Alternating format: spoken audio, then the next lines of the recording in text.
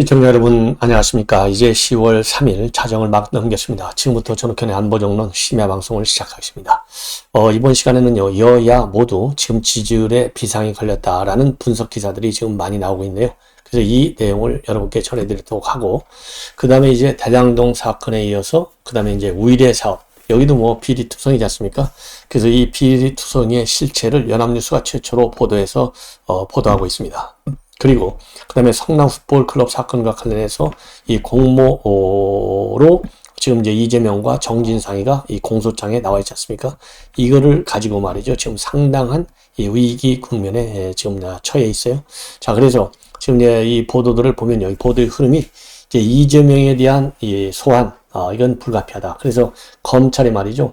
그동안의 경찰 조사에서는 이 두산건설 한 건만 가지고 이재명이를 이 기소 조치하는 의견으로 넘어왔는데, 검찰에서 보안 수사를 쭉 하면서 두산 이외의 다른 기업에서도 이재명의 비리 행위가 지금 비리 혐의를 검찰에서 찾았다. 그래서 다른 기업들의 후원금 사건과 관련해서도 이재명의 이 기소가 불가피하다. 이런 지금 전망이 나오고 있어요. 그래서 이재명의 이 성남 풋볼클럽 기소, 즉 이 죄의 질이 굉장히 지금 커지고 있습니다. 그 죄의 범위가.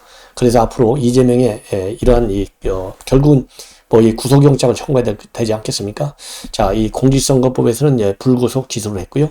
그 다음에 이제 법카에서는 이재명에 관련된 혐의를 발견하지 못했다. 이렇게 돼 있고, 성남 풋볼 사건과 관련해서는 맨 먼저 두산건설, 그 다음에는 이제 여타 이 기업으로까지 확대되고 있고, 그 다음에 우일의 신도시 사업과 관련해서도 아직까지는 이재명에 대한 지금 이 특정 범위가 어떤 범죄 행위가 특정되지는 않았지만은요, 지금 유동규, 그 다음에 정영학, 남욱, 이 추가 기소를 했단 말이에요. 그래서 이 추가 기소에서 추가적으로 언젠가는 또 이 우일의 신도시 사업에 대한 이 비리 혐의도 이재명 찾아낼 가능성이 있는 것이 아니겠느냐, 이런 생각이 듭니다. 그리고요, 지금 전혁 의원이 매일같이 지금 야권에 대한 공세의 수를 높이고 있어요. 그래서 이 시간에도 전혁 전 의원의 그 촌철살인 논평을 한번 또 소개해 드리도록 하겠습니다. 자, 먼저요, 여당의 지지율 비상 내용을 소개해 드리면, 먼저 이 조선일보에서 이 김민석 기자, 그리고 또 이 한국일보에서 또 이 내용을 보도하고 있어요. 이제 신문의 성격, 이 차이도 여러분들께서 염두에 두고 해석을 하시는 것이 좋겠습니다. 그래서 한국일보에서는요, 이동현 기자하고 박재현 기자, 이 두 명이 이 기사를 분석했습니다. 자, 먼저 조선일보예요. 김민석 기자가 분석한 윤석열 대통령의 20대 지지율, 굉장히 비상이라는 겁니다. 20대 지지율이 최근에 보니까요, 이 한국갤럽 여론조사 지난달 9월 말 겁니다. 이거를 보면 불과 20대 지지율이 9%밖에 되지 않는다는 겁니다. 그래서 조사 연령대 중에서 최저 수치를 기록하고 있는데, 그 이제 연령별로 쭉 보면은요, 30대는 15%, 40대는 16, 50대 27, 60대는 34, 70대는 46. 그러니까 연령이 올라갈수록 윤석열 대통령에 대한 지지는 높아요. 그런데 20대의 경우에는 지금 한 자리 숫자 9%밖에 되지 않는다는 겁니다. 그러면 국민의힘에 대한 20대의 지지율을 보면 21%로, 역시 국민의힘에 대한 지지율도 조사 연령대 중에서 40대와 함께 가장 낮게 나타난 겁니다. 그는 왜 20대 지지율이 이렇게 낮느냐? 첫 번째 원인은 이준석과의 갈등, 두 번째 요인은 이번 순방 과정에서 나타난 이 논란들, 이런 것들이 20대 마음을 얻지 못하고 있는 지적, 얻지 못하고 있다, 이런 지적이 나오고 있고요. 그 다음에는 이 젊은 층들이 연금 개혁을 굉장히 바라고 있는데, 이 연금 개혁에서도 특별한 이 진도를 내놓지 못하고 있는 거, 이런 것들이 어우러져서 20대 지지율을 끌어내리고 있다, 이렇게 지금 평가를 하고 있어요. 자, 그러면서요, 지금 수도권에 있는 의원들의 이제 익명으로 되어 있는 인터뷰 등을 보면, 이대로 가다가는 다음 총선에서 수도권 판세는 굉장히 어려울 것이다. 그리고 대통령실이 야당의 정치 공세에 대해서 제대로 대응하지 못하고 있는 거, 이런 점도 부정적 평가를 부딪힐 가능성이 크다, 이렇게 지금 조선일보에 의견을 내고 있고요. 그리고 서울 지역에 있는 한 당협위원장은 뭐라고 하고 있느냐? 여론을 반전시킬 만한 소재가 안 보이는 것이 문제다. 그러면서요, 지난 서울시장 보궐선거라든가 아니면 대선 때처럼 20대 마음을 움직이지 못하면 국민인 간판을 달고 출마하는지 고민해야 하는 상황이 올 수도 있다. 이러한 경계의 복수를 내고 있다. 이렇게 보여지고요. 자, 그 다음에 이제 한국일보 분석을 보면 말이죠. 지금, 이 당 지지율은 그동안에 그래도 비교적, 대통령의 하락과는 탈동조 현상, 즉, 디커플링 현상을 보였는데, 이제는 윤석열 대통령과 당의 지지율이 같이 하락하는 커플링 현상을 보이고 있다는 겁니다. 이거는 일종의 경고다. 그럼 왜 이렇게 당하고, 그 다음에 이 국민의힘 정당하고, 그 다음에 윤석열 대통령의 지지율이 같이 하락하는 이 커플링, 동조 현상이 나타나냐. 이번 순방과 관련한 이 발언, 이걸 두고 대통령실에서는 강경 기조를 지금, 기조로 대응하고 있고, 그리고 이러한 강경 기조가 여론에 그렇게 긍정적이지 못하다. 이렇게 한국일보는 분석을 하고 있어요. 그러면서 당이 이러한 이 대통령실의 강경 대응을 좀 달래줘야 되는데, 설득을 해서, 말하자면 문제점을 시인하는 쪽으로, 사과하는 쪽으로 가야 되는데, 당이 그런 역할을 못하고 있다. 그래서 지금, 이 커플링 현상, 즉, 당도 지지율이 빠지고, 대통령도 지지율이 빠진다. 이렇게 원인을 분석하고 있어요. 그러면서 그 빠지는 가장 큰 층은 어떤 층이냐? 정치적으로 보면 중도층과 무당층의 이탈이 굉장히 크다. 여기도 말이죠. 지난 9월 마지막 주 여론조사 결과 갤럽 조사를 인용해서 보도를 하고 있습니다. 자, 그동안에요, 윤석열 대통령 지지율은 빠졌지만은, 당 지지율은 40% 안팎의 박스권이었는데, 지난 마지막 9월 주 여론조사를 보면은 31%까지 빠졌다는 겁니다. 그러면 민주당은 어땠느냐? 민주당 지지율 36%보다도 5%나 낮게 지금 되어 있다는 겁니다. 31이니까. 이게 윤석열 정부 출범 후 가장 낮은 수치라는 것이죠. 그 이유는 뭐냐? 스윙보트로 불리는 중도층과 무당층의 이탈이 굉장히 컸다는 거죠. 그래서 9월 세 번째 주 여론조사하고 비교해 보면요. 중도층과 무당층 성향의 국민의힘 지지율은 7%와 11%가 빠졌다는 거예요. 즉 29에서 22, 그 다음에 무당층은 23, 33에서 22 이렇게 확실하게 이 하락세를 주도하게 됐다. 그리고 지역별로 보더라도요. 이 캐스팅 보트로 불릴 수 있는 서울에서 2주간에 걸쳐서 9%가 빠졌고 민주당은 반면에 16%나 상승했다는 겁니다. 그리고 보수성에 강한 TKS도 국민의힘은 4%가 빠진 반면에 민주당은 6%가 올라갔다. 이렇게 지금 나오고 있어요. 이 원인은 바로 뭐냐? 지금 이런 동반 하락 이러다가는 이제 고착화될 수 있지 않느냐 이런 우려가 나오고 있다고 하는데요.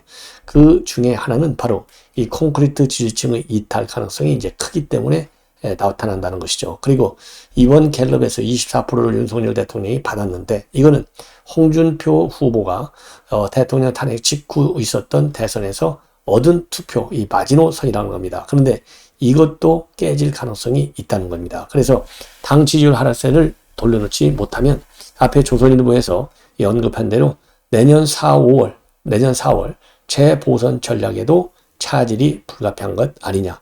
그러니까 이제 내년 얘기하는 거예요. 2024년 총선이 아니고 내년 재보궐선거에서 상당히 불안하다. 이런 지금 전망이 나오고 있습니다.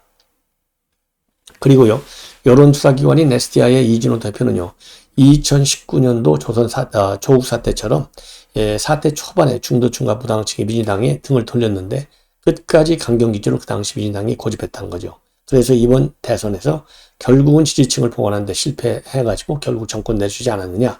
이러한 민주당의 사례를 반면교사로 우리 국민의힘은 삼을 필요가 있다. 이러한 지금 평가를 하고 있습니다. 그리고 이번에는 조선일보의 기반인 기자가 여당의 반사 이익을 여당이 이렇게 떨어지고 있는 이 상황에서 그 반사 이익을 야당도 별로 보지 못하고 있다. 그 이유는 뭐냐? 중도층의 지지를 끌어내지 못하고 있기 때문이다. 그러다 보니까 야당도 30% 지지대에 머물러 있다. 이런 이 평가를 하고 있습니다. 자, 그래서 갤럽 여론조사를 보면요. 민주당은 36, 국민의힘은 31인데 민주당은 전주 대비 2%가 올랐고 국민의힘은 3% 떨어졌다는 겁니다.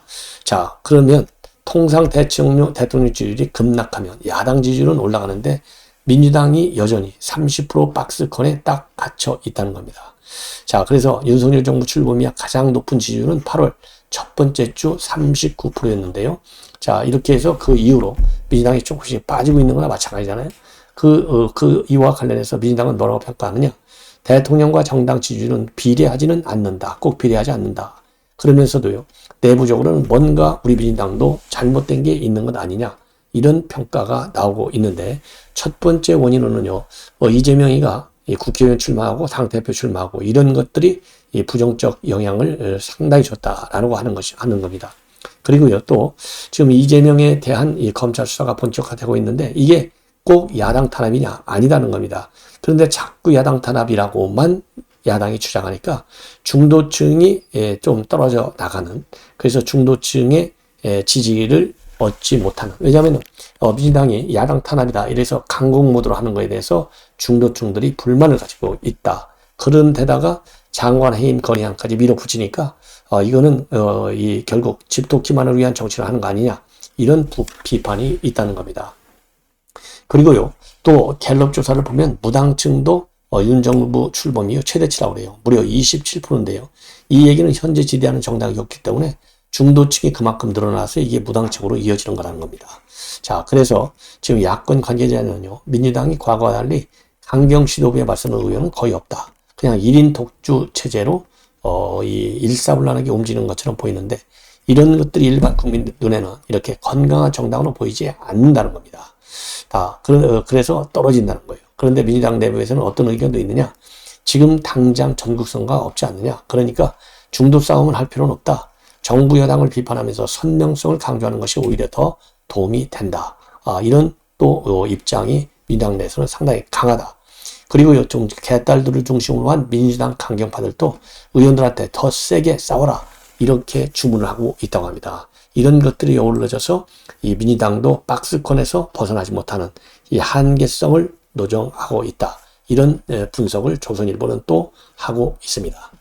그리고 성남 fut볼 후원금 이 사건이 말이죠, 이번 이 국감에서도 굉장히 큰 빅 이슈 중에 하나예요. 왜냐하면 이미 이재명에 대해서는 뇌물 혐의 아니면 제3자 뇌물 혐의로 지금 딱 기소가 되어 있어요. 그런 상황에서 지금 이제 성남 풋볼 클럽과 이 후원금 의혹과 관련해서 이재명과 정진 사이가 하나 공범으로 적시된 지금 상황까지 있거든요. 그래서 이런 걸 보면은 이 검찰은 이재명을 갖다가 이 같은 제3자 또는 뇌물 혐의로 기소한다는 그런 방침을 정하고 있다. 이렇게 조선일보가 보도를 하고 있습니다. 자, 그리고요, 또 하나는 이제 뭐냐? 대장동 사건을 지금 검찰에서 수사하고 있는데요. 이 대장동 사건과 똑같은 판바이가 바로 우이대 신도시 사업 아니겠어요? 그런데 이 공소장을 보면 말이죠, 최근에 추가 기소를 했지 않습니까? 우이대 유동규, 남욱, 정영학 추가 기소를 했는데, 이 공소장을 보면 이 경위, 우이대 신도시 사업하는 경위와 관련해서 이재명에 대한 이름이 말이죠, 무려 몇 번 나오는 줄 아십니까? 18번이나 나온다는 거예요. 이 얘기는 결국 뭐냐?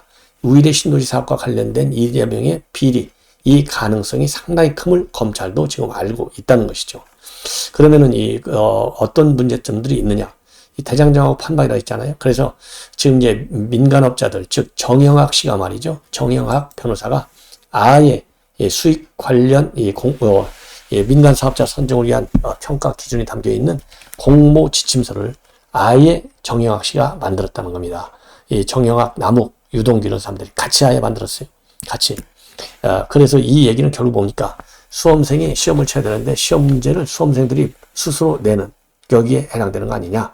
이렇게 해서 이 사업, 이 공모 사업을 공모를 갖다가 이제 시행하는 그런 그런 문제가 있었다. 이런 걸 하나 지금 지적하고 있고요. 그 다음에 말이죠, 유동규가 아예 노골적으로 남욱 변호사한테 내가 이거 제대로 챙겨줄 테니까 실탄 좀 달라. 그래갖고 3억 2천여만 원을 뇌물로 받아 챙긴 그 혐의도 나와 있다고 합니다. 자, 그리고 말이죠, 공사 설립 과정에 대해서도 또 나와 있고요. 그리고 유동규는 남욱한테 총알만 주면 대장동처럼 원하는 대로 다 해주겠다. 이런 또 얘기를 한 것으로 지금 알려지고 있어요.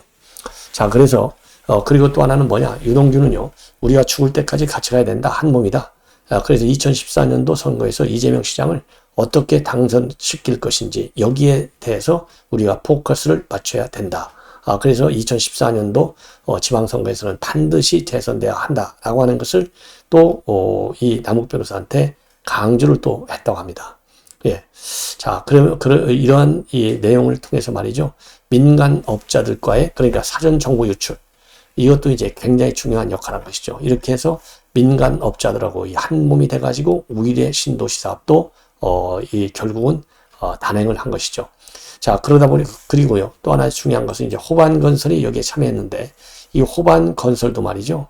호반건설도 결국은 이면 계약을 통해서 사업권을 따가고 그래가지고 결국은 이제 이익금을 어떻게 많이 남느냐.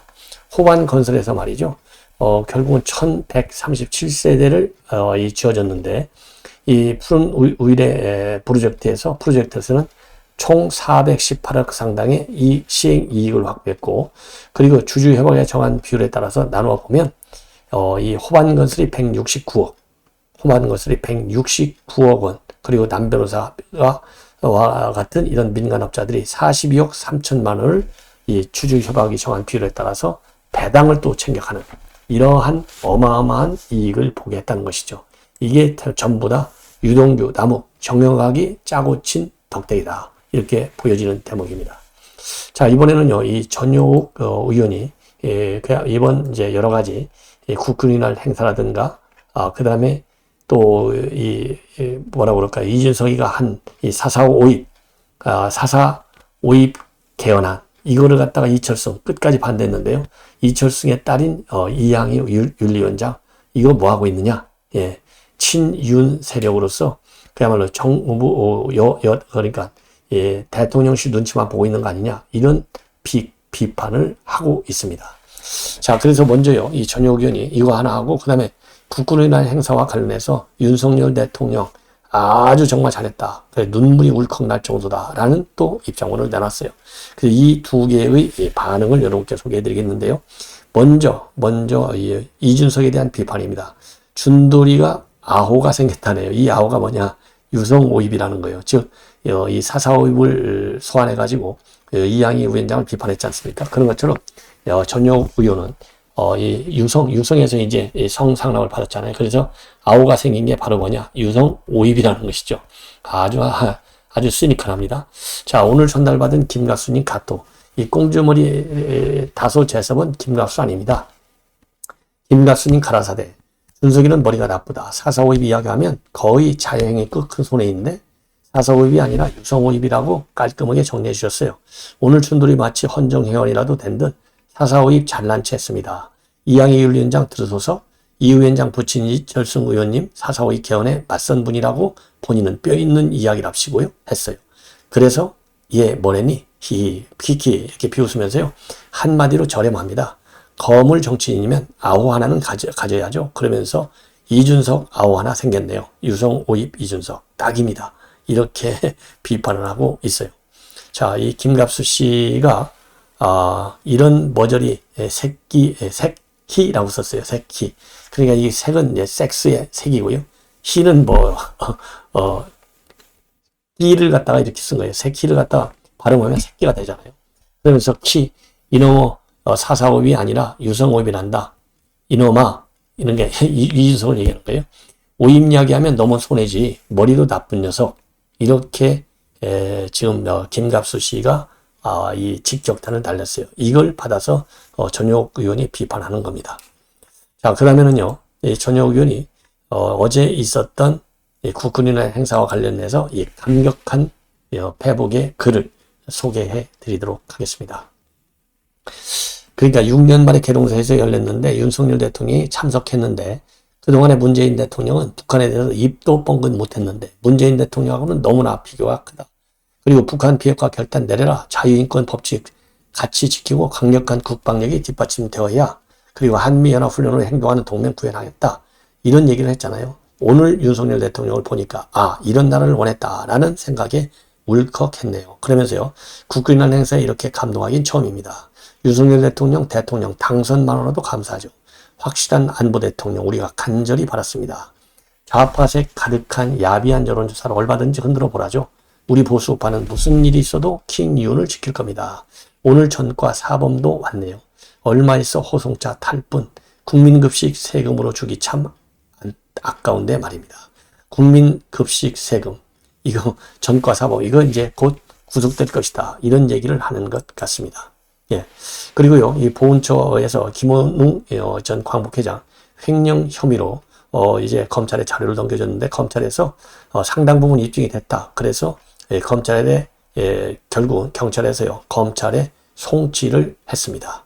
자, 그래서 이 송치한 대로 결국은 이제 김원웅이도 말이죠, 이 법의 재판을 받게 됐다. 이렇게 보여집니다. 그 차이점은요, 경찰은 가표 수익금이 6천여만 원이라고 했는데 그 중에 최종적으로는요, 보훈처에서는요, 그런데 이제 이 보훈처가 6천여 건의 수익금을 챙겼다, 횡령했다 되어 있는데 4천여 100만 원만 이 횡령 혐의를 인정해서 검찰에 송치했습니다. 왜 그러냐면요, 이제 골재 업체인 백산미네랄의 광복회관 무상 사용에 대해서 무혐의 결론을 내렸습니다. 그 바람에 좀 액수가 줄어들었어요. 시청자 여러분, 이것으로 이 심야 방송 제1부를 마치고요. 제2부에서는요, 지금 이 문재인 대통령에 대한 뭐라고 그럴까요? 이 감사원의 소환 통보가 있었지 않습니까? 여기에 대한 정치권의 이 반응을 정리해 드리도록 하겠습니다. 시청자 여러분들 편안히 주무시기 바랍니다.